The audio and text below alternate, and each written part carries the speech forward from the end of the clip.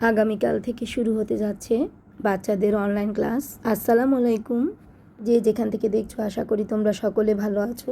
আজ থেকে প্রায় 10-12 বছর ধরে বাংলাদেশের শিক্ষা ব্যবস্থার পরিবর্তনের চেষ্টা চলছে। বেশ কয়েকবার পরিবর্তনও আনা হয়েছে, কিন্তু এই পরিবর্তনগুলি সফলতা পায়নি এবং দীর্ঘস্থায়ী হয়নি।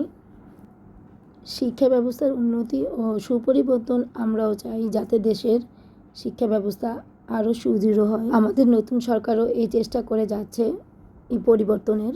বর্তমান সরকারের প্রতি শ্রদ্ধা ও সম্মানের সাথে বলছি, এখন পরিবর্তনের যে ব্যবস্থা বা সিদ্ধান্ত নেওয়া হয়েছে তা বাস্তব জীবনে কতটুকু কাজে আসবে। পরিবর্তনের তো আরও অনেক কিছুই ছিল, তা না করে বর্তমানে অনলাইন ও অফলাইনে যে পরিবর্তন আনা হয়েছে, একজন অভিভাবক হিসেবে আমার মনে হয় না ততটা কার্যকর ভূমিকা রাখবে। প্রাথমিক এবং মাধ্যমিক শিক্ষা বাচ্চাদের জীবনের জন্য খুবই গুরুত্বপূর্ণ। এখান থেকে তৈরি হয় একটি শিশুর শিক্ষা জীবনের মূল ভিত্তি। ঘরে ঘরে আমাদের বাচ্চারা এখন মোবাইলে আসক্ত। নেট সমস্যা, কারেন্ট থাকে না, অনলাইনে অঙ্ক এবং ইংরেজি বুঝতে পারে না, ঠিকমতো খাতা চেক করা হয় না। এছাড়া আরও অনেক সমস্যাও রয়েছে।